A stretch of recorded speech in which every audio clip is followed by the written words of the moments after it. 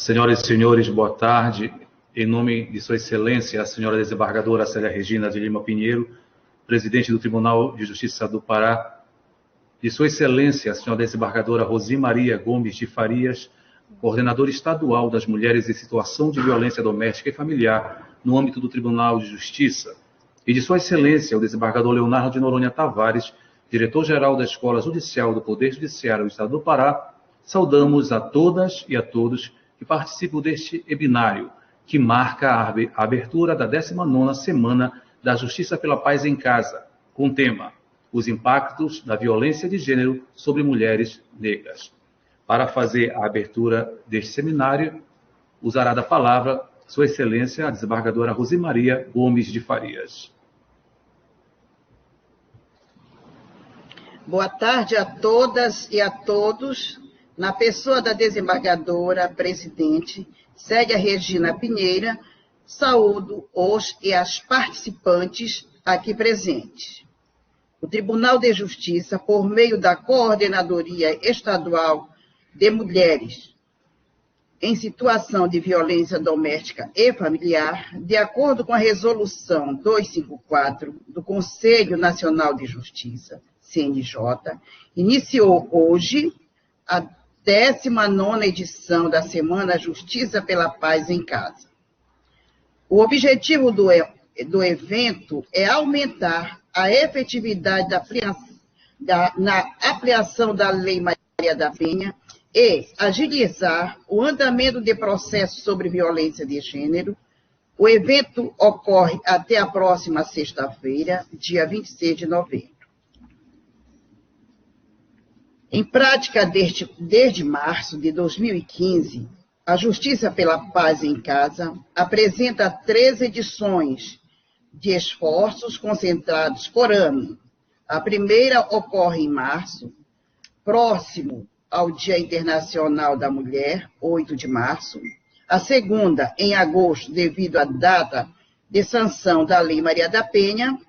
E a última em novembro, na semana em que se comemora o Dia Internacional para a Eliminação da Violência contra as Mulheres, que será dia 25. O programa é adotado por todos os estados, que se empenharão para julgar a maior quantidade de processos sobre a temática, além de outros esforços.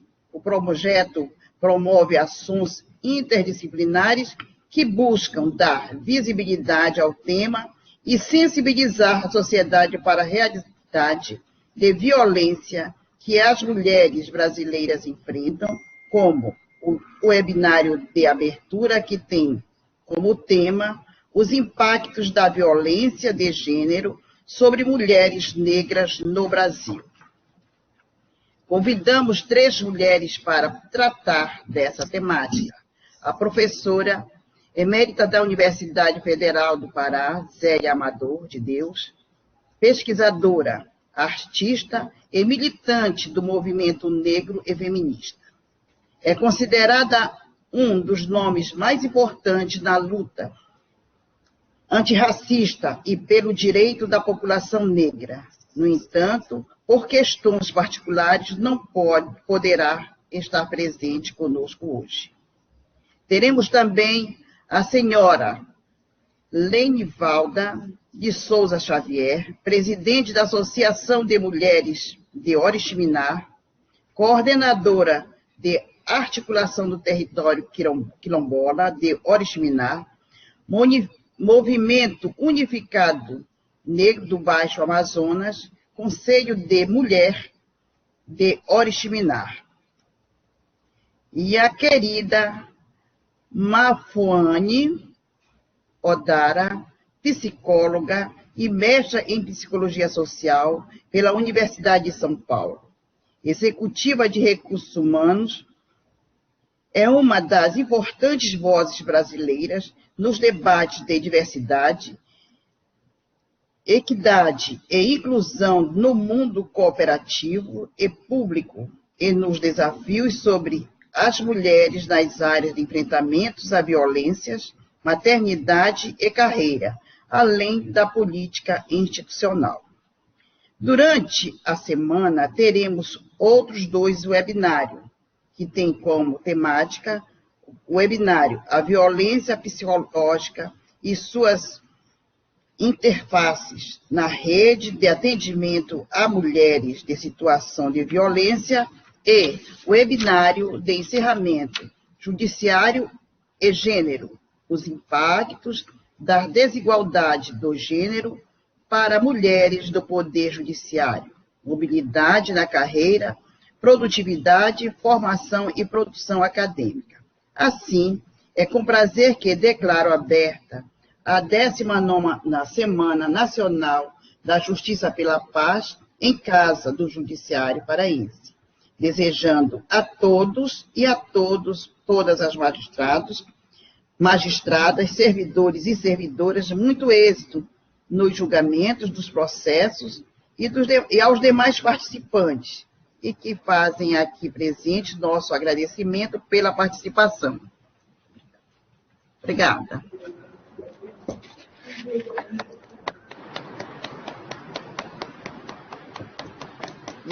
Encerrando este ato de abertura, nós informamos que Sua Excelência, a desembargadora Célia Regina de Lima Pinheiro, presidente do Tribunal de Justiça do Pará, se ausentará deste webinário após esta abertura, em virtude de compromissos institucionais previamente agendados.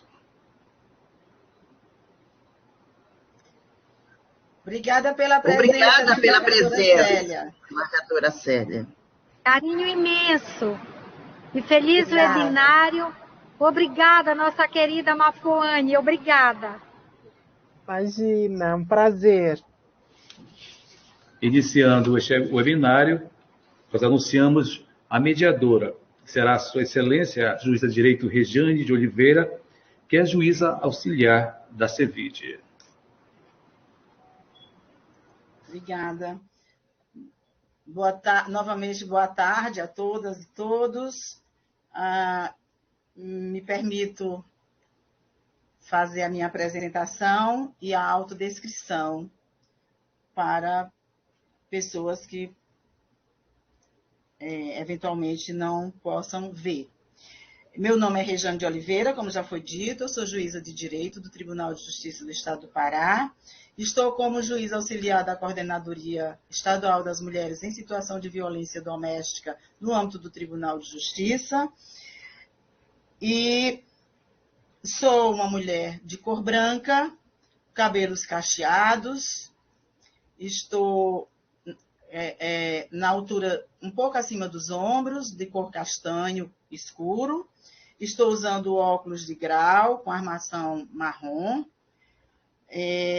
estou vestindo uma blusa preta com mangas e uso um colar indígena de contas coloridas da etnia Palicu Arucuaiene. Feita a minha apresentação, eu quero informar, aliás, a desembargadora Rosi já disse que a nossa convidada, a querida professora, doutora Zélia Amador de Deus, não vai poder estar aqui conosco, o que é uma grande pena para nós, e nós ficamos muito tristes, porque a professora Zélia, além de ser uma querida, é uma referência e uma inspiração para todas nós. Antes de passar para nossas palestrantes, nós vamos passar um pequeno vídeo com que nós queremos homenagear a professora Zélia e, na pessoa dela, homenagear todas as mulheres negras do passado e do presente. Eu não vou dizer do futuro, porque nós queremos um futuro diferente desse que foi vivenciado por essas mulheres até hoje. Então, nós vamos passar esse pequeno vídeo, é um trecho de um documentário, e eu sugiro que quem ainda não viu, que veja, porque é espetacular. Vou pedir para a Riane depois colocar o link que tem no YouTube, para que vocês possam assistir o vídeo completo. Ó divina Nancy, presta-me o teu poder para andar como tu, sobre as águas do rio, sobre as águas do mar. Ó divina Nancy, presta-me teu poder para outras histórias tecer, para outras histórias contar. Ó divina Nancy, ajuda-me a desenvolver esta breve aventura.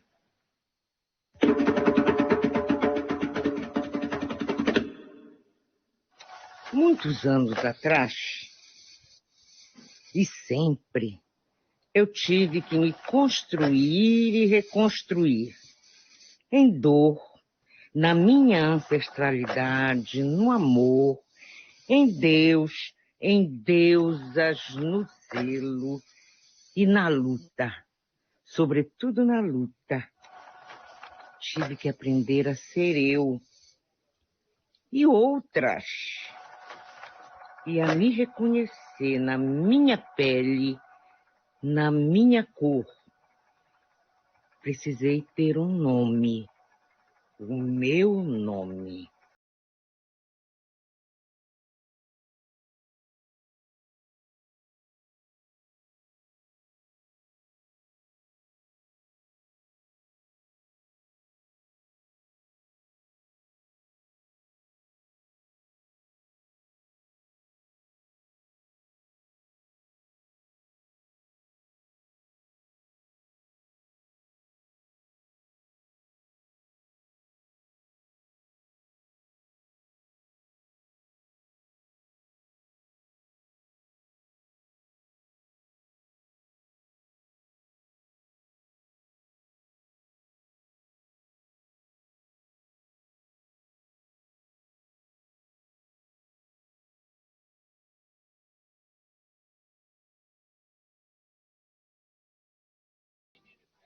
Eu nasci em 24 de outubro de 1951, na cidade de Soure, na Ilha do Marajó, estado do Pará, filha de Doralice Amador.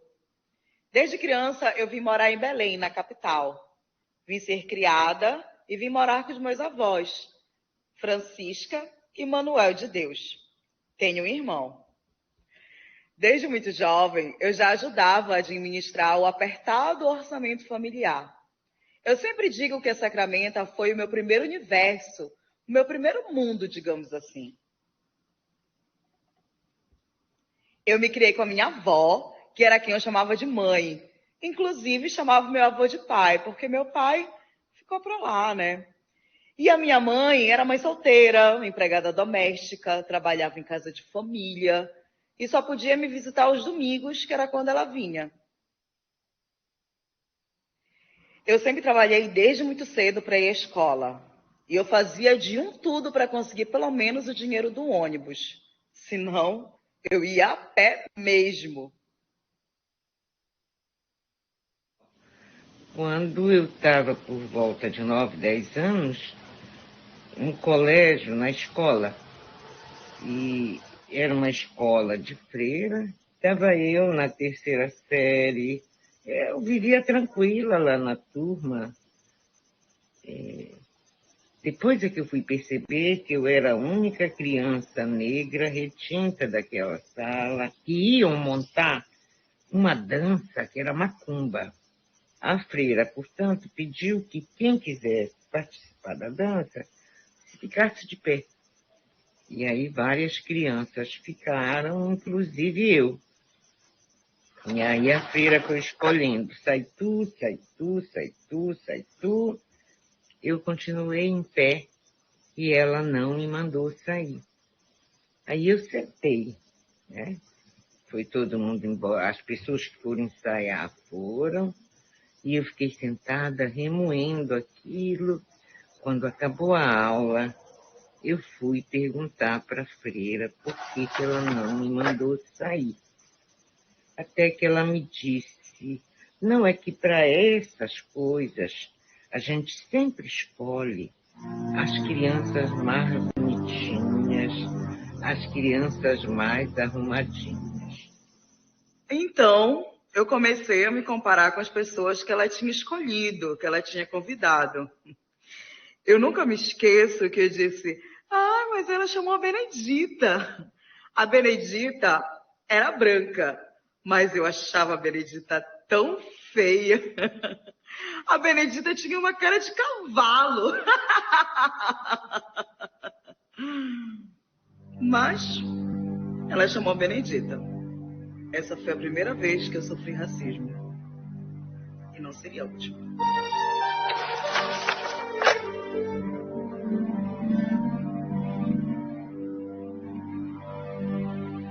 Minha avó.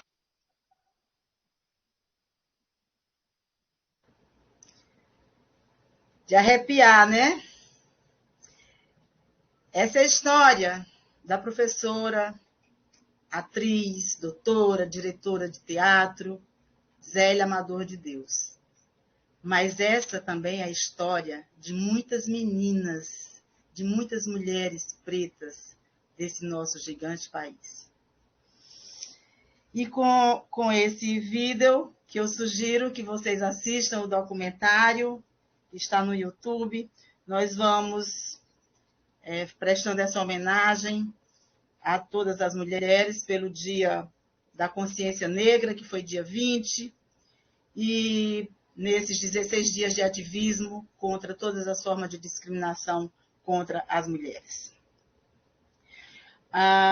Em 2020, o Brasil registrou oficialmente a morte de 1.228 mulheres por sua condição de gênero, ou seja, feminicídio, crime de ódio, praticados em sua maioria por companheiros ou ex-companheiros. Em relação a 2019, houve um aumento de 2%, mas em algumas regiões o aumento foi em níveis alarmantes. É o caso da região norte, que aumentou em 37%.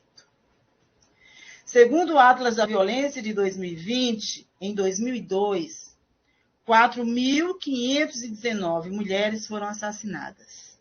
Desse número, 68% eram mulheres negras, totalizando cerca de 3.072 feminicídios negros. Esse é um dado que impõe o debate sobre a violência de gênero necessariamente com recorte racial. Mulheres negras são as que mais sofrem violência doméstica no Brasil, são as que mais denunciam agressões, são as que mais sofrem violência obstétrica.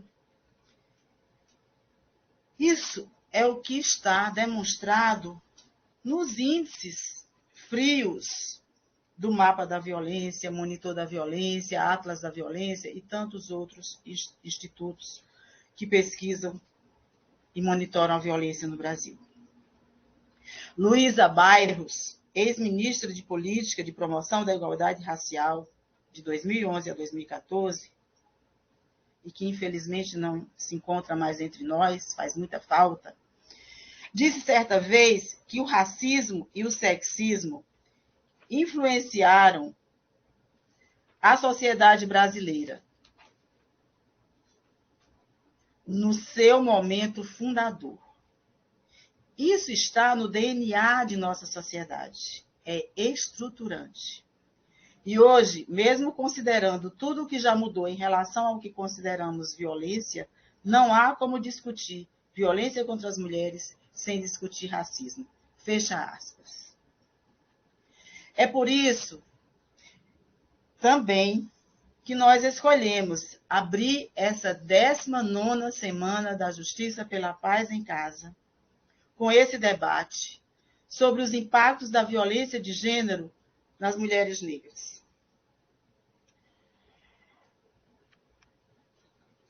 E aí eu já coloco aqui, antes de apresentar a nossa palestrante, eu coloco como uma provocação. As mulheres negras, mesmo em relação às mulheres brancas, se encontram mais em situação de vulnerabilidade social, sofrem mais violências, inclusive o feminicídio. Com isso, nós podemos afirmar que é decorrente do nosso histórico de escravização, do nosso histórico colonialista, sendo o último país a abolir a escravização. A nossa palestrante, Mafuane Odara, ela é psicóloga, ela está lá em São Paulo, e essa é a vantagem da tecnologia. Mafuane lá em São Paulo, mas está aqui conosco. Que prazer enorme reencontrá-la, ainda que virtualmente, Mafuane. Mafuane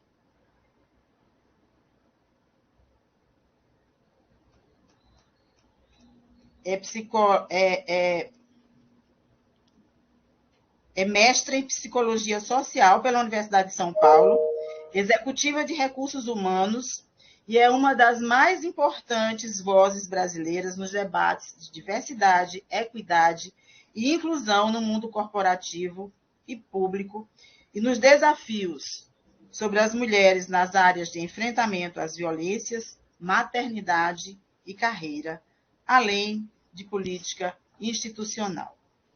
Mafuane, você continua se considerando uma construtora de pontes?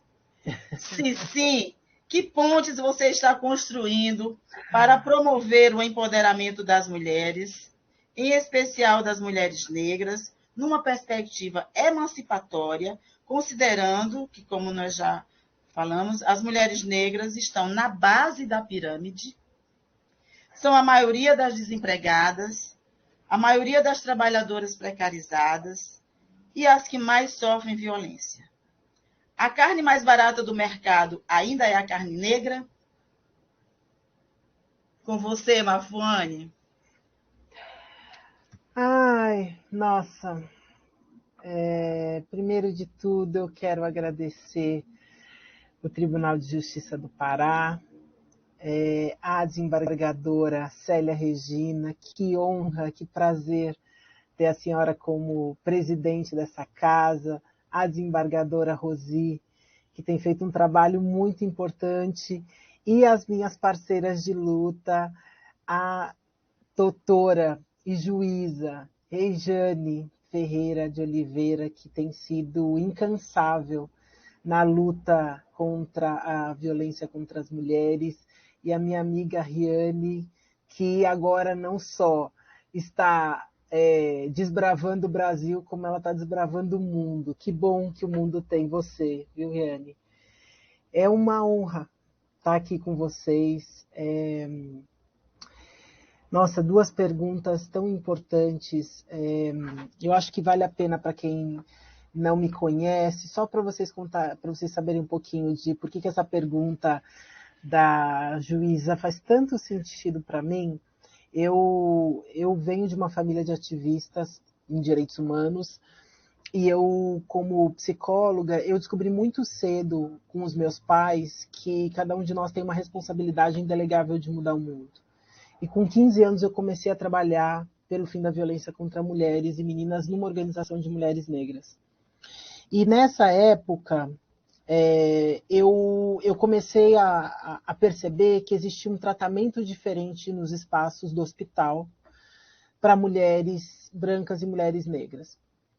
E nessa minha experiência, eu comecei a ver por que se o espaço de saúde é um direito constitucional, a saúde é um direito constitucional, por que isso estava acontecendo? E aí eu comecei a me deparar com números que dizem que as mulheres negras elas recebem 50% menos anestesia do que as mulheres brancas na hora do parto. Elas ficam menos tempo nas consultas pré-natal. Elas são menos tocadas pelos médicos. Qual é a consequência disso? Uma das consequências, a gente acabou de sair do Outubro Rosa.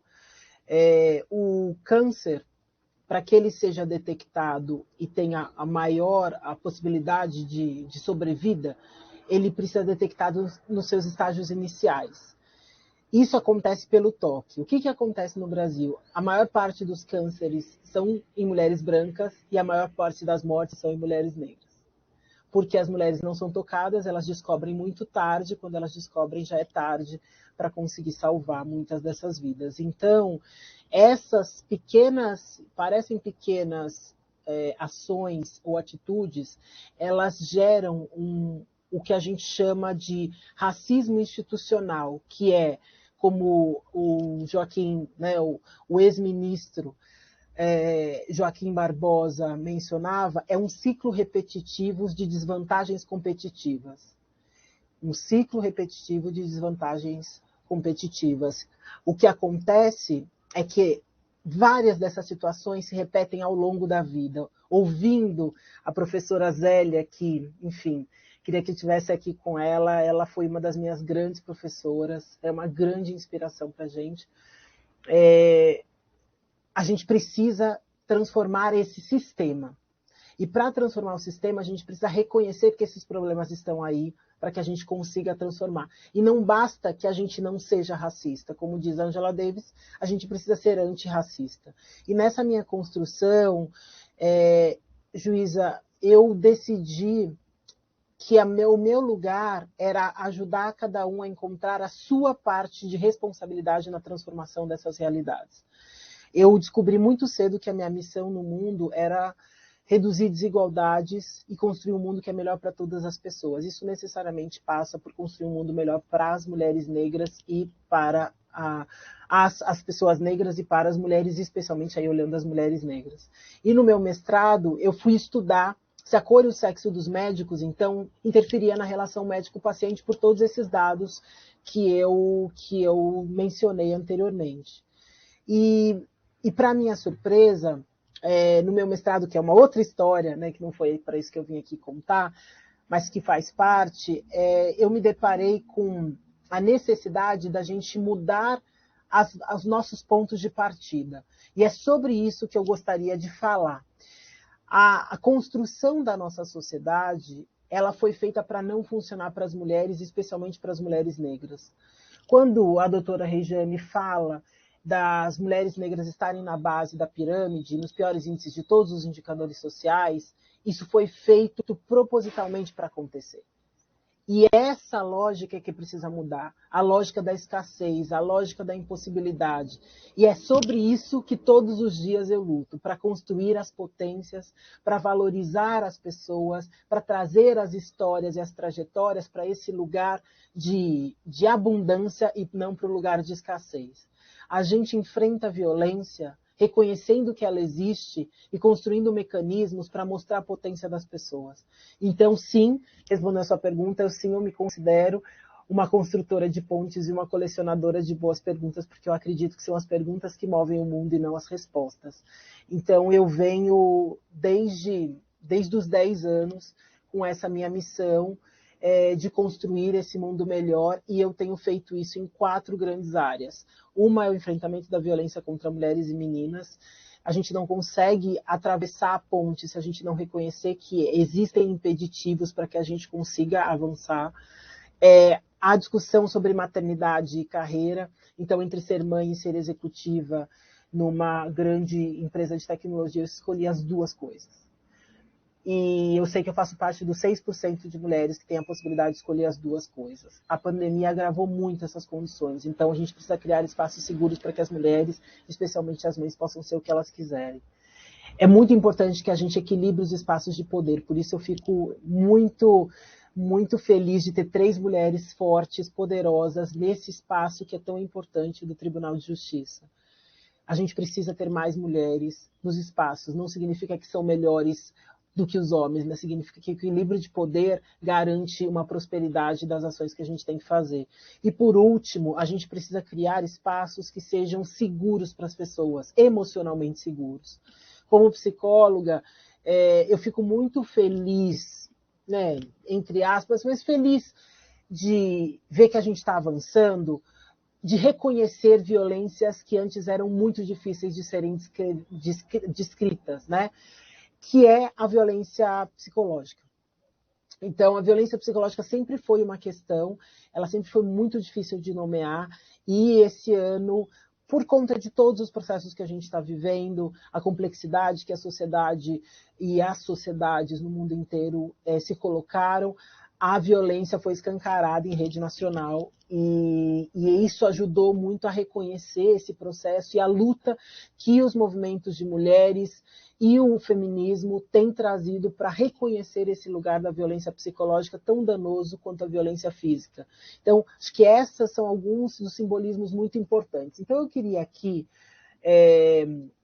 quanto tempo mais eu tenho? Mais 12 minutos, né? Então, eu vou aqui muito rapidamente fazer uma apresentação, porque acho que ajuda a gente a conversar sobre isso que a gente está dizendo, já me apresentei aqui. Então, eu queria falar que tudo que a gente está vivendo hoje é fruto do que a gente chama das ondas do feminismo. É muito importante reconhecer que toda essa construção, como a professora Zélia nos apresentou, é fruto de uma história que começou muito antes da gente e vai continuar muito depois. E as mulheres negras, elas tiveram um papel muito importante nessa construção. Mas foi só na década de 90 que esse reconhecimento, na terceira onda do feminismo, que se reconheceu que ser mulher não bastava para reduzir as desigualdades entre as mulheres. A interseccionalidade, essa discussão das múltiplas identidades que a gente tem, elas são muito importantes para entender que as mulheres têm lugares sociais diferentes e, portanto, sofrem violências de formas diferentes. O que não significa relativizar, mas significa colocar em lugares diferentes as diferentes formas para poder lidar com isso. E, nesse sentido, eu queria trazer que, já desde a primeira onda, já existia um reconhecimento de que o lugar das mulheres, embora as mulheres, as feministas, estivessem lutando por um lugar público, as mulheres negras, elas já tinham esse lugar. E a gente percebe que já desde a primeira onda, esse lugar de que as mulheres brancas reconheciam um lugar específico sobre o que elas gostariam como emancipação, mas elas não reconheciam o movimento abolicionista, por exemplo, porque reconheciam que os homens seriam privilegiados por esse movimento também, e elas estavam numa onda de trazer as mulheres. E a Sojourner Truth, que foi uma das grandes feministas, ela escreveu exatamente isso. Nós não somos mulheres porque a gente não está nesse mesmo lugar.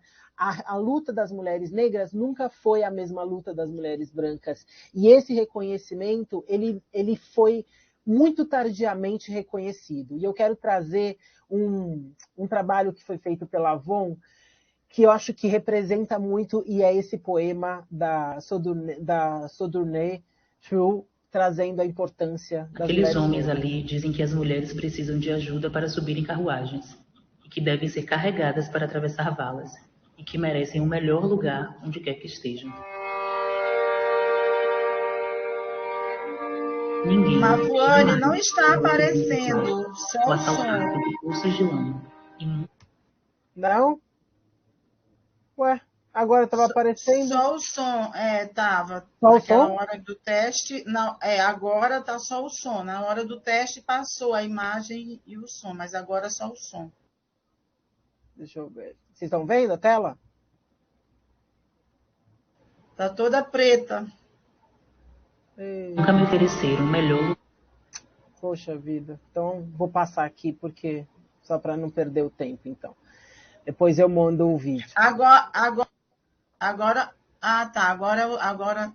não. Agora apareceu, mas Aqui está aparecendo? Aqueles homens ali dizem que as mulheres precisam de ajuda para subir Não? em carruagens e que devem ser carregadas para atravessar valas. agora sim. Merecem o melhor então tá lugar onde quer que estejam.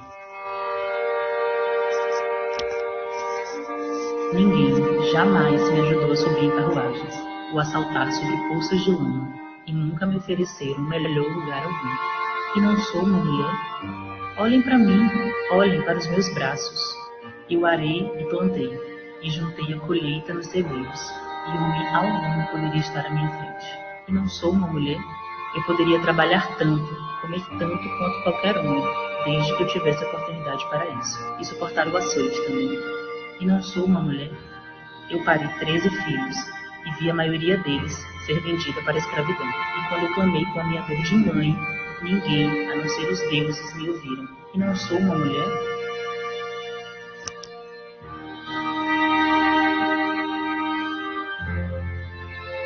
Eu cresci em um mundo onde mulheres que se parecem comigo, que têm a mesma cor de pele e o mesmo cabelo que o meu, nunca foram consideradas bonitas.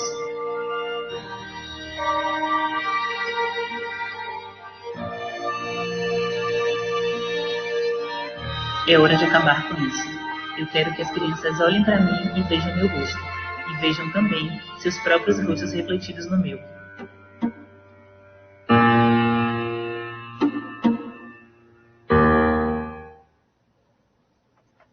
Eu gosto muito desse vídeo porque ele faz referência a essa construção e a importância desse momento que a gente está vivendo hoje, de reconhecer a violência contra as mulheres negras como uma violência que merece uma atenção destacada.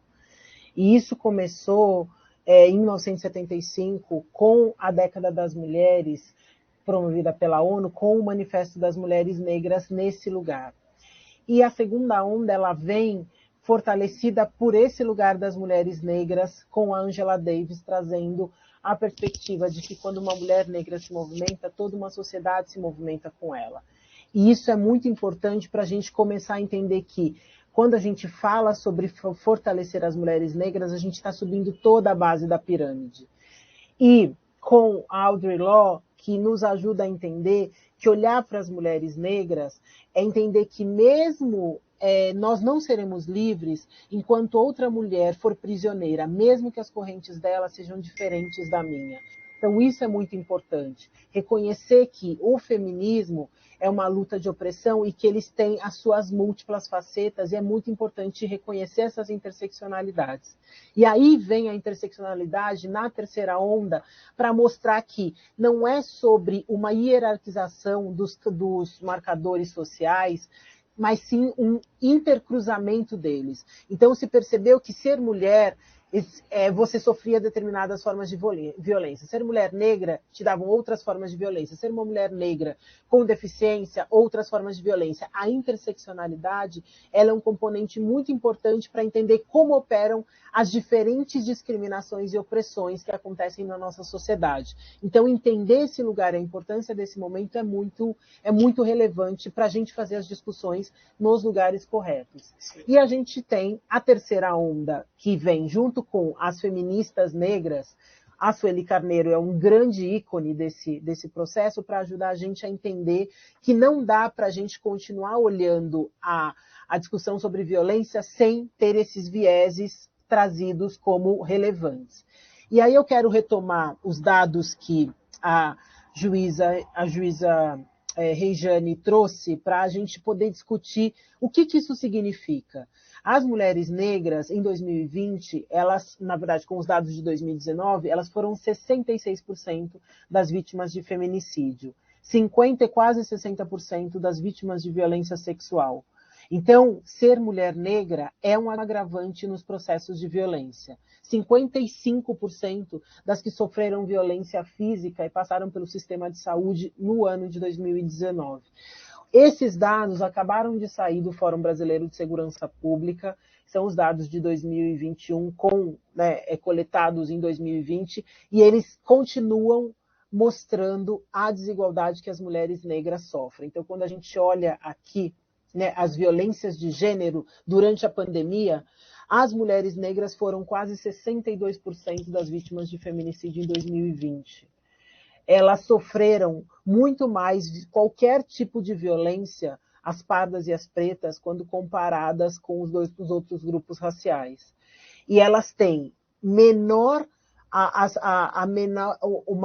diminuição de renda e aquelas que mais perderam os empregos durante a pandemia. Então, isso indica que elas estão nos índices de pior qualidade de vida quando comparadas às mulheres brancas. Como é que a gente faz para entender, então, e transformar essa realidade? Está na hora da gente nos sentir confortável em ter conversas desconfortáveis. A gente precisa sair desse lugar que é o lugar do senso comum. A gente precisa avançar nessa discussão. E eu gosto muito a Jenny Elliott é uma psicóloga americana que eu super aconselho vocês de assistirem. Ela fez um documentário que chama Olhos Azuis, mostrando as diferenças de brancos e negros na sociedade americana. E o que acontece quando você é colocada nas mesmas condições que pessoas negras, especialmente mulheres, sofrem. E ela tem uma frase muito importante para dizer o que significa ser mulher, ser uma pessoa negra na sociedade. I want every white person in this room who would be happy to be treated as this society in general treats our citizens, our black citizens. If you, as a white person, would be happy to receive the same treatment that our black citizens do in this society, please stand. Se tiver imagem, não está passando a imagem, Marluane. Não, é só o som e continua congelado no gráfico, vídeo. no infográfico. Tudo bem, então deixa para lá. Eu acho que tem eu preciso sair e voltar para poder mostrar a imagem. Então não tem problema, até porque o meu tempo já está se esgotando e eu quero cumprir aqui o tempo. Não, mas você pode fazer sua apresentação completa, porque como nós não tivemos a professora Zélia, então tem essa flexibilidade aí para você fazer sua apresentação completa. Vamos ver, está aparecendo aqui a imagem? Vamos ver. I want every white person in this room who would be happy to be treated as this society in general treats our citizens. Agora sim. If you, as a white person, would be happy to receive the same treatment that our black citizens do in this society, please stand. You didn't understand the directions. If you white folks want to be treated the way blacks are in this society, stand. Nobody's standing here. That says very plainly that you know what's happening. You know you don't want it for you. I want to know why you're so willing to accept it or to allow it to happen for others. Por que a gente aceita? Se a gente sabe que existe uma diferença e a gente não gostaria que esse tratamento fosse para a gente, por que a gente aceita? Então está na hora da gente avançar nas discussões sobre esse tema e entrar nessas conversas desconfortáveis, entendendo que as estruturas sociais, elas existem e elas criam barreiras que impedem que avanços aconteçam. Mesmo com a lei Maria da Penha, que é considerada a terceira melhor lei de proteção às mulheres do mundo pela ONU Mulheres, enquanto ela reduziu o número e a violência contra as mulheres brancas, ela aumentou em quase 10%, ela aumentou em 54% a violência contra as mulheres negras. Então, se a gente não conseguir entender quais são as barreiras que impedem que a gente olhe para essas especificidades, a gente vai continuar bloqueando a nossa capacidade de ação. Então, é muito importante que a gente olhe para esse cenário e consiga compreender as transformações que a gente precisa olhar. E nesse lugar, é muito importante, e aí eu encerro aqui para a gente poder conversar um pouco, a gente entender as diferenças entre lugar de fala e representatividade. Porque muitas vezes, quando a gente fala sobre a discussão das mulheres negras, a gente acaba falando para mulheres negras, com mulheres negras e por mulheres negras. Ah, mas porque esse é o único lugar de fala. Eu não tenho lugar de fala se eu sou um homem branco ou se eu sou uma mulher branca. E é muito diferente usar o lugar de fala e representatividade. Lugar de fala é um lugar social que cada pessoa tem. Todo mundo tem um lugar social, todo mundo tem um lugar de fala. A diferença é a representatividade. Você não pode falar em nome de outra vivência. Isso é diferente. Mas mulheres brancas, homens negros, cada um tem o seu lugar de fala e a sua importância nessa discussão. Então, entender isso, para que a gente possa entender isso, é fundamental que, primeiro, a gente entenda a diferença entre branquitude e negritude. Porque toda vez que a gente fala sobre esse tema, a nossa tendência é pensar o que a gente vai fazer em relação às mulheres negras. E se eu não sou uma mulher negra, a minha tendência é tentar pensar o que eu posso ajudar com relação à outra, né? A mulher negra. Quando, na verdade, eu precisava refletir sobre esse meu lugar.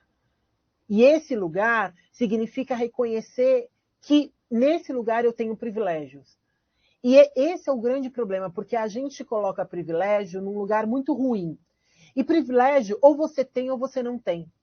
Não é um fato. Não, e isso não é um problema. O problema é o que você faz com o seu privilégio. Eu sempre digo, doutora, que o oposto de privilégio não é desigualdade, não é impossibilidade. O oposto de privilégio é responsabilidade. O que você faz com o seu privilégio? E para entender isso, é muito importante entender que branquitude não é um lugar oposto à negritude. O que eu quero dizer com isso? Construir o lugar da identidade negra, da positividade negra, e por isso é tão importante a luta das mulheres negras, a luta que a professora doutora Zélia Amador tem feito na história, é muito importante porque que eu estivesse aqui, para que a representação positiva das mulheres aconteça, das pessoas negras. Porque se você não se reconhece entre os seus iguais, é muito difícil você construir referência. Mas esse é o lugar da negritude, construir referências positivas, e é para isso que eu estou aqui. Isso é que ajuda a atravessar a ponte, ver que existem outras pessoas com lugares de poder fazendo a diferença na sociedade. E o que é o lugar da branquitude? Branquitude é descobrir um lugar racial, que muitas vezes é invisibilizado nessa discussão. Na minha tese, eu perguntei o que significa ser branco para os médicos, né? E eu fiz o meu estudo com médicos brancos, negros e orientais. E a resposta que eu mais ouvi foi ser branco é ser normal. Ou ser branco, eu não sei, eu nunca pensei sobre isso. Porque o lugar da branquitude é o lugar da neutralidade. E é esse lugar da neutralidade que a gente precisa romper. Porque o de cor é sempre o outro. Então, o lugar, muitas vezes as pessoas não entendem por que existe a blusa 100% negro, por que existe o movimento de afirmação da beleza e da positividade do lugar das pessoas negras, especialmente das mulheres negras. Porque essa não é a representação que a gente tem. E no lugar dos brancos, as pessoas falam, mas por que não tem uma blusa 100% branca? Porque os brancos sempre estiveram lá. Esse lugar de existência sempre esteve garantido. Assim como o nosso lugar de invisibilidade estava lá. E esse é o lugar que a gente precisa transformar. Por isso é muito importante falar sobre lugares de poder, falar sobre os seus lugares específicos e transformar isso em ações que sejam mais positivas e construtivas dessa igualdade que a gente está buscando. É assim que a gente rompe os processos de violência, construindo histórias positivas para esses lugares que sempre foram lugares de escassez, sempre foram os lugares da falta. E essa lógica a gente precisa romper, porque se a gente não rompe, a gente vai continuar sempre correndo atrás das violências que já aconteceram. E está na hora da gente mudar essa lógica. A lógica de que se uma das falas que eu mais gosto da Djamila é que ela diz que o feminismo, tentando achar ela aqui, o feminismo negro não exclui, ele amplia. É uma lógica muito diferente da lógica que a gente normalmente olha. E por isso que essa discussão sobre a violência contra as mulheres, ela precisa sair desse lugar da escassez e ir para o lugar da abundância, dessa construção e dessa fortaleza que cada um dos grupos tem.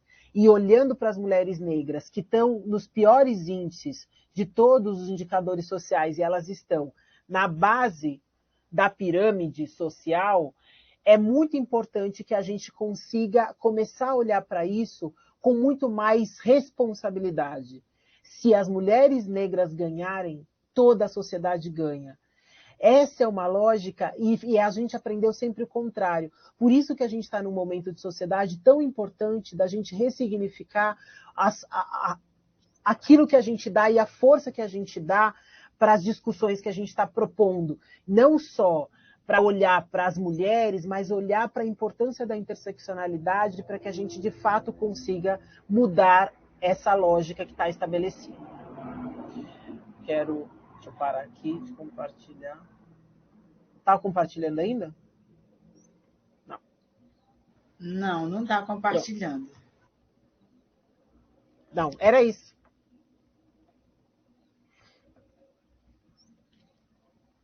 Nossa, Mafone, você, como sempre, trazendo tantas luzes, trazendo tanto que a gente tem que refletir, e isso que você fala das pessoas brancas, desse incômodo, que nós precisamos nos incomodar, né, para que possamos nos mover. Então, eu falo desse lugar de privilégio de pessoa branca, que mesmo tendo sido muito pobre na infância, né, uma infância paupérrima, eu consegui, quer dizer, pela questão da cor da minha pele, eu consegui dar passos que amigas minhas, colegas de grupo escolar, que pela cor da pele não conseguiram chegar onde eu pude chegar. E a meritocracia, não. Foram exatamente... eu não sofri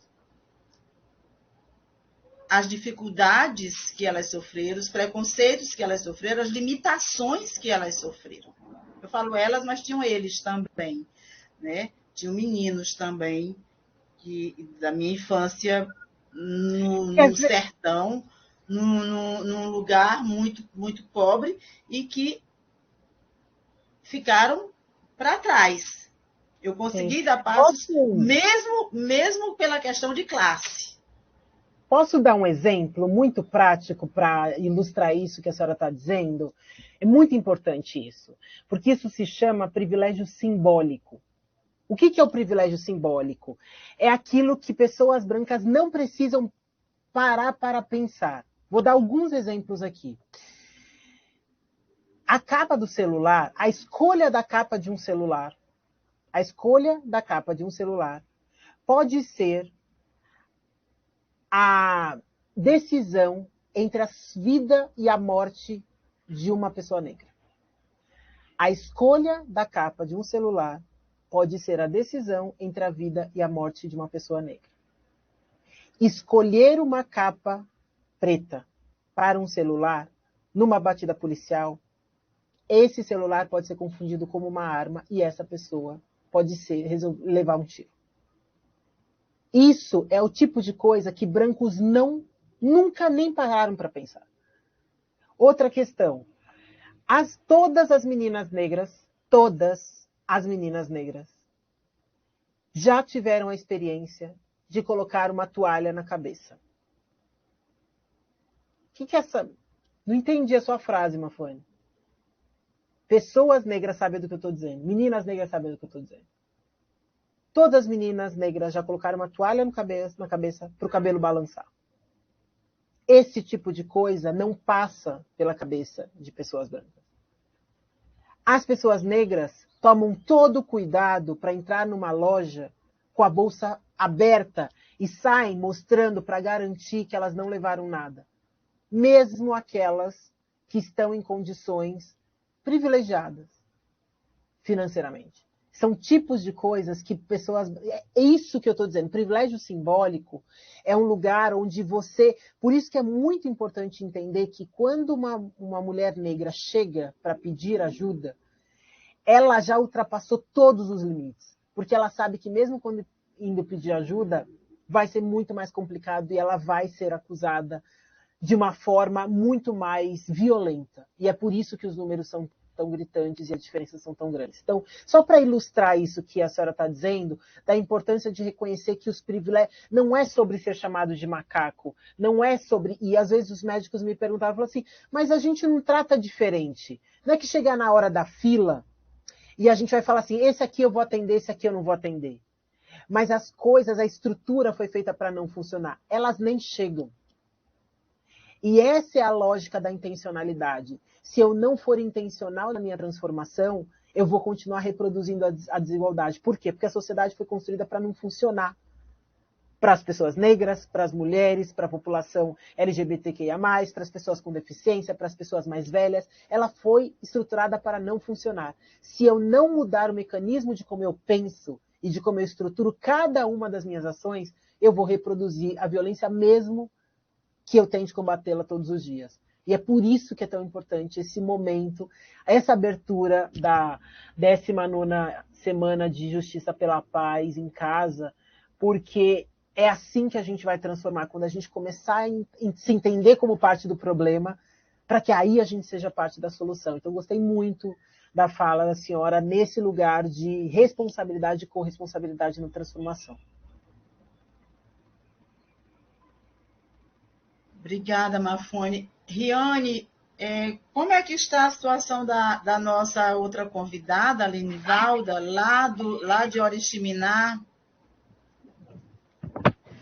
Doutora, a Lenivalda, ela teve que se transportar num barco, né? Porque ela estava em Santarém, tinha que ir para Oriximiná de barco, e aí ela não conseguiu a transmissão, ela não conseguiu acesso à internet que ela pudesse entrar. Então, ela está com dificuldade também. Nossa, provavelmente. Uma pena. É claro que é muito bom ter a Mafane aqui, mas seria muito bom que a gente pudesse ter também a fala da Lenivalda, porque é a expressão de uma mulher, de uma associação de quilombolas lá no oeste do Pará, né? De uma associação de mulheres de Oriximiná. Então, é muito importante que nós, do Judiciário, possamos ouvir essas outras vozes de outros lugares, né? Que não é o que nós temos no dia a dia. Porque como nós vamos poder entender que uma mulher que chega ao Judiciário com uma demanda porque sofreu violência doméstica, e como nós vamos entender que aquela mulher tem questões diferenciadas uma das outras, que não é a mulher, que tem mulheres com vários atravessamentos de opressões diferenciadas. Então, nós, juízes e juízas de todas as áreas, mas em especial da violência doméstica, precisamos atuar com a perspectiva de gênero, mas fundamental do o que você falou, atuar com uma perspectiva interseccional, compreendendo que uma mulher negra que sofreu violência doméstica, ela está entrando, desculpa. Ela tem outras vulnerabilidades. Ela tem outras vulnerabilidades, outras formas de opressão, outras formas de violência que aumentam as vulnerabilidades dela, e aí é preciso que nós tenhamos essa compreensão para dar os encaminhamentos adequados a essa mulher para a rede de atendimento. Porque só assim nós poderemos saber quais são as necessidades dessa mulher, para que ela possa superar todas aquelas situações. Então, nós sabemos que, por exemplo, mulheres negras têm mais filhos sem reconhecimento de paternidade do que mulheres brancas. Então, ao atender uma mulher que está em situação de violência doméstica e saber que ela tem filhos, procurar saber se aqueles filhos têm registro, se tem paternidade reconhecida para fazer o encaminhamento adequado. Você falou da questão da saúde. Nós sabemos também que a violência de gênero, ela tem fortes impactos na saúde mental da mulher. E aí nós precisamos dar os encaminhamentos para essa mulher, para essa rede de atendimento, sabendo que as mulheres negras procuram menos têm menos atendimento à saúde do que mulheres brancas.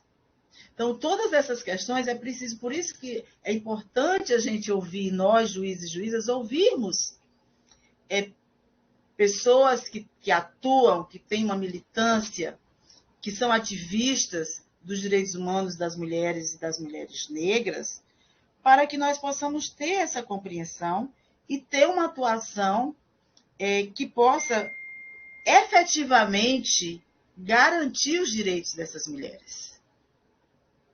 E aí nós sabemos também que o Brasil é signatário da Convenção para a Eliminação de Todas as Formas de Violência contra as Mulheres, a CEDAW, e o Comitê CEDAW tem as recomendações para os juízes, para o judiciário, para os estados, mas em especial para os juízes, na questão do acesso à justiça. E se nós não tivermos a compreensão dessas interseccionalidades, como nós vamos garantir acesso à justiça? O acesso à justiça não é apenas a mulher chegar ao judiciário, né? Preciso dar concretude a esses princípios. Uhum. Então, a Lenivalda está entrando aí, Rione? Tem alguma pergunta para a Mafuane? Caiu a conexão. Mafuane, tem uma pergunta, sim. O que você acha desse movimento Vidas Negras Importam? O Black Lives Matter, que teve uma grande repercussão com aquele assassinato lá do negro por um policial, de um homem negro por um policial, que teve uma grande repercussão, isso teve toda aquela movimentação. E tem uma pergunta aqui de um colega. O que você acha desse movimento? Eu acho que todos os movimentos que buscam esse reconhecimento sobre a dignidade, que está muito conectado com isso que a senhora acabou de falar, no final das contas, o que o Tribunal de Justiça deve garantir é a dignidade das pessoas. Tem uma pesquisadora muito incrível, uma doutoranda, pós-doutoranda, chamada Luciana Azafalon, ela faz uma discussão sobre direito e economia. E na tese dela, ela faz um levantamento sobre todas as ações que existiam no Brasil, no período que ela pesquisou, relacionadas ao acesso ao direito constitucional à saúde. Então, acesso a tratamentos raros, a medicamentos caros, né? Então, para entender onde é que estavam essas ações. As ações estão nos estados mais ricos, nas cidades mais ricas, nos bairros mais ricos. O nosso sistema, ele funciona contra essas pessoas. Então, o Black Lives Matter é um movimento de reconhecimento desse lugar de que as vidas negras importam.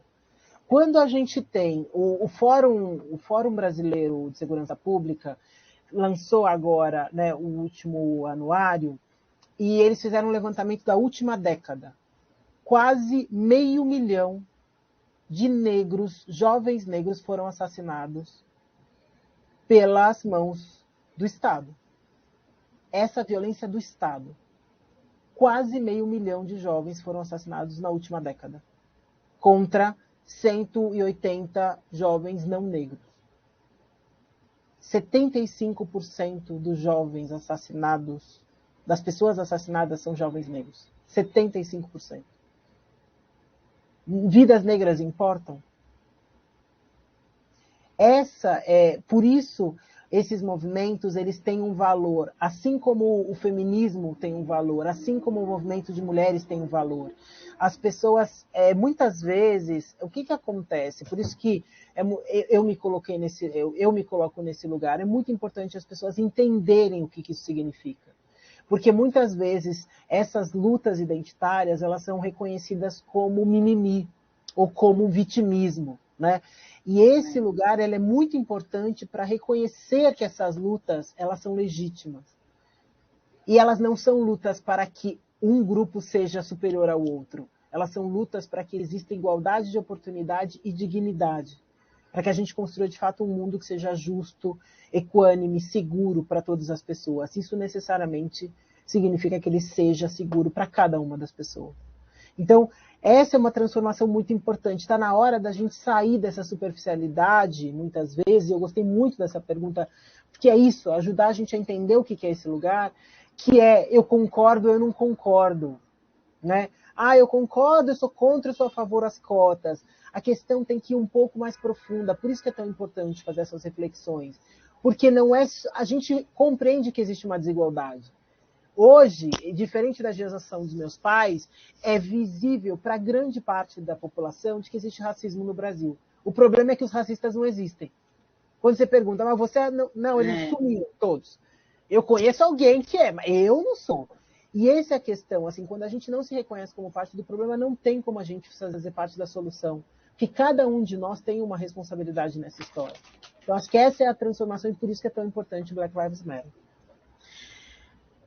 Mafone, você falou aí em cotas e às vezes a gente tem há um equívoco que quando se fala de políticas afirmativas, ações positivas, só se pensa em cotas, né? Política e tem muito mais. E como você atua também nesse mundo corporativo, como é que você está vendo atualmente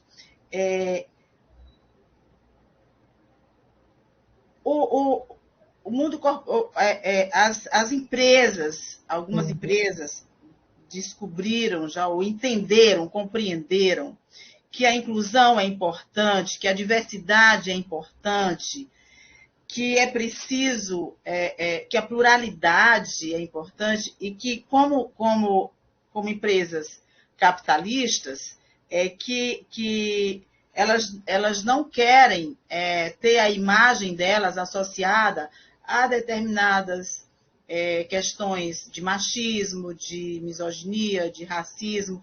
Então, você vê uma mudança no mundo corporativo avançando? Eu vejo uma mudança no mundo corporativo, eu vejo uma mudança no setor público, eu vejo uma mudança nas organizações, eu vejo a sociedade se transformando. Se eu tivesse, Juíza, que definir o século XXI com uma palavra, seria complexidade. Todas essas conversas que a gente está fazendo aqui, há muito pouco tempo atrás, elas não seriam possíveis. Muito pouco tempo atrás. Imaginar que a Casa do Senado existe há 56 anos. Né? O plenário do Senado. Há quantos anos existe banheiro feminino no plenário do Senado? Há 6. Então, tem uma transformação acontecendo, ela é muito nova.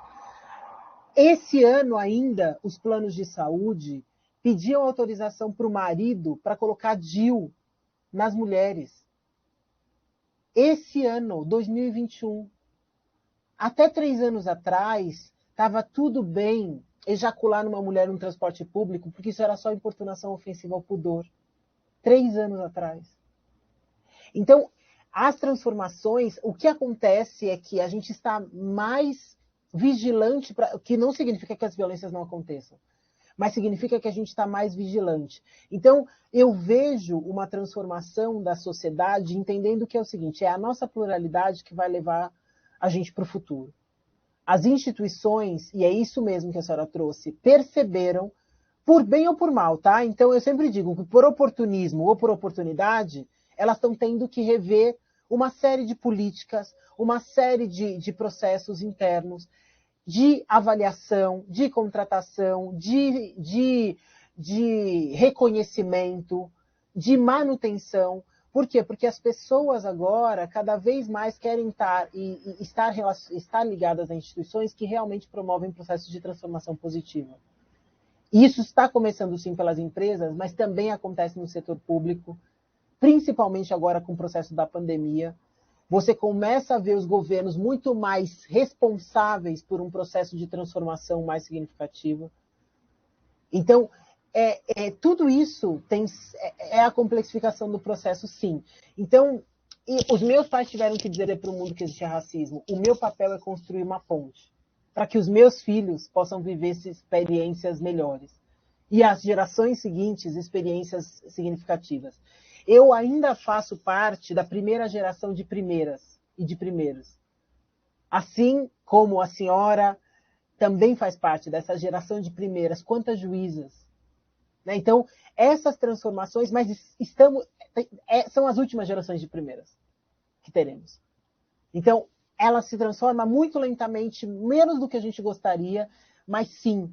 E a gente precisa entender que as ações afirmativas, elas são a aceleração de um processo de igualdade que veio de uma desigualdade histórica. A história foi construída para não funcionar. Negros não podiam estudar, mulheres não podiam estudar, existiam leis que impediam isso.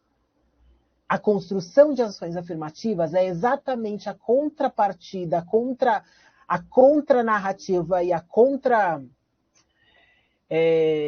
o contradireito para que a gente consiga, lá na frente, igualar as oportunidades. Porque se a gente não fizer isso, mais de um século se passará e a gente não vai ter conseguido igualar as oportunidades.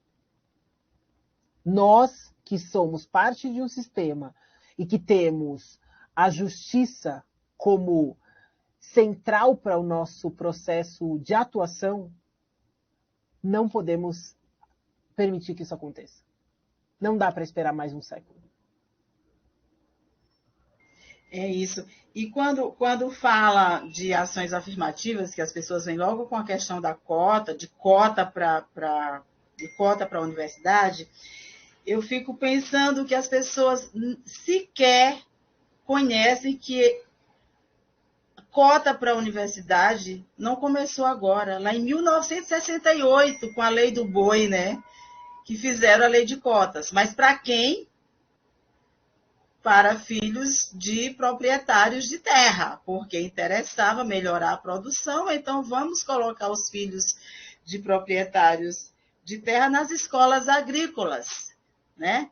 Então, essas cotas da lei do boi, lá, a chamada lei do boi, lá de 1968, mais de 50 anos atrás, não se fala disso, porque era uma lei de interesse dos proprietários, de brancos. Quem tinha propriedade rural é branco. Mas, assim, como você vê, além de cotas de gênero, cotas raciais, como você vê que outras políticas afirmativas, tanto no plano institucional, público, quanto no plano corporativo, que outras políticas você tem visto que promove realmente um processo mais igualitário e emancipatório? Muito boa pergunta. Olha só, quando você fala sobre políticas afirmativas, vamos pegar o nosso trabalho de enfrentamento à violência contra mulheres e meninas. A gente costuma dizer, nós que atuamos na violência, de que o foco tem que ser na mulher, a centralidade tem que ser na mulher, mas o foco tem que ser no agressor. O centro do nosso trabalho tem que ser a mulher e o foco da nossa atuação tem que ser o agressor. O que quer dizer isso? Que tudo que a gente faz precisa ser para proteger essa mulher. Não basta a gente dizer para uma mulher que sofre violência que ela tem que denunciar. A gente sabe a importância que a denúncia tem. Mas a gente sabe que para que a mulher denuncie, ela precisa estar emocionalmente segura, emocionalmente preparada para o que virá com esse processo. Então, não basta dizer, vá lá e denuncie, porque a gente sabe que isso não é suficiente para que as mulheres se emancipem dessa violência. Então, garantir recursos para o fortalecimento dessa musculatura emocional, garantir recursos materiais, o que a gente chama da pirâmide de Maslow. A pirâmide de Maslow ela precisa acontecer para você, de fato, promover a emancipação. Primeiro, você precisa garantir as necessidades básicas. Alimentação, segurança, para que a mulher possa falar assim, ok, eu estou segura para poder seguir em frente. Depois que você teve isso, você vai para um segundo nível da pirâmide, que é o que a gente chama de segurança emocional, que é todo o desenvolvimento dessa mulher para ela saber quem ela é, a potência que ela tem. Por quê? Porque a violência, a primeira violência que chega é a violência psicológica. E uma vez aprisionada psicologicamente, é muito mais difícil de sair. É muito fácil para as pessoas dizerem assim, mas ele bateu, por que você não sai? Porque ela já está aprisionada psicologicamente. Então, esse segundo nível de construção, de reconstrução da mulher é muito importante. E o terceiro tem a ver com a reconstrução dos seus sonhos, das suas possibilidades, que aí vem com o seu trabalho, com o cuidado das crianças, com essa sua existência, com a dignidade. Então, esses 3 níveis numa pirâmide, eles precisam acontecer. O que a gente vê dentro das empresas? As empresas, cada vez mais, elas têm sido responsabilizadas não só por pensar o desenvolvimento econômico das nações, mas pela saúde, pelo meio ambiente, pela educação. Todo esse processo, se a gente olhar o que as empresas têm sido responsabilizadas pelas violências que acontecem dentro das empresas. Então, não é só o fato você não responsabiliza a pessoa que cometeu um assédio moral ou um assédio sexual dentro das empresas. Você responsabiliza a empresa. Porque se a empresa não tem políticas muito claras para coibir esse tipo de ação, ela também tem que ser punida. Essa é a transformação do que a gente tem chamado do lugar da ética corporativa. Não basta, não existe o desenvolvimento a qualquer custo. Esse desenvolvimento ele precisa levar em consideração essas 3 dimensões. A dimensão social, a dimensão da governança e essa dimensão que é ética, né? E essa dimensão das questões ambientais, que é o que a gente chama de ESG, né? Environmental, Social e Governance, que é a questão social, a questão ambiental e a questão ética. Então, essas transformações, elas precisam vir conectadas. E as empresas, cada vez mais têm sido, por exemplo, têm feito ações relacionadas à saúde psicológica, né? Então, essa não era uma discussão que a gente fazia. Antes, toda a discussão sobre a saúde mental era uma discussão voltada para a saúde do trabalhador, relacionada a uma coisa muito específica, que era os riscos que essa pessoa tinha estando numa profissão que era mais salubre ou mais insalubre. Hoje, a gente está falando sobre saúde mental numa perspectiva muito mais ampla, de o que a gente está oferecendo para as pessoas, para os funcionários, porque além de dinheiro, as pessoas querem ser felizes, elas querem ter propósito dentro dos lugares onde elas estão. É isso aqui que a gente está fazendo. Não é sobre garantir a justiça, é pensar sobre a transformação do sistema. É isso que a gente está falando. Isso é o que eu estou vendo, que são as grandes transformações que as empresas, e não só as empresas, as instituições em geral têm passado. Muito bom. Sempre maravilhoso ouvir a potência que é a Mafuane. Mas eu quero muito agradecer o esforço da Lenivalda de tentar entrar aqui na sala, mas ela não conseguiu. Ela ainda fez uma outra tentativa, chegou a entrar, mas não conseguiu conectar. Então, Mafuane, eu não tenho nem palavras para agradecer a sua disponibilidade dessa conversa conosco. Uma generosidade enorme sua. Também não poderia ser diferente, uma pessoa que se doa desde a infância para tentar promover, né, puxar outras mulheres, pegar na mão de outras mulheres para fazer a travessia. Para encerrar, então, agradecendo a todas as pessoas, não tem mais nenhuma pergunta no chat, só tinha aquela. Para encerrar, eu quero ler aqui um poema que eu sou apaixonada por ele, que é da querida, da grande Conceição Evaristo. Vozes mulheres. A voz de minha bisavó ecoou criança nos porões do navio. Ecoou lamentos de uma infância perdida. A voz de minha avó ecoou obediência aos brancos donos de tudo. A voz de minha mãe ecoou baixinho, revolta, no fundo das cozinhas alheias, debaixo das trouxas, roupagens de roupas sujas dos brancos, pelo caminho empoeirado, rumo à favela. A minha voz ainda ecoa versos perplexos, com rimas de sangue e fome. A voz de minha filha recolhe todas as nossas vozes, recolhe em si as vozes mudas, caladas, engasgadas nas gargantas. A voz de minha filha recolhe em si a fala e o ato, o ontem, o hoje, o agora. Na voz de minha filha se fará ouvir a ressonância, o eco da vida liberdade.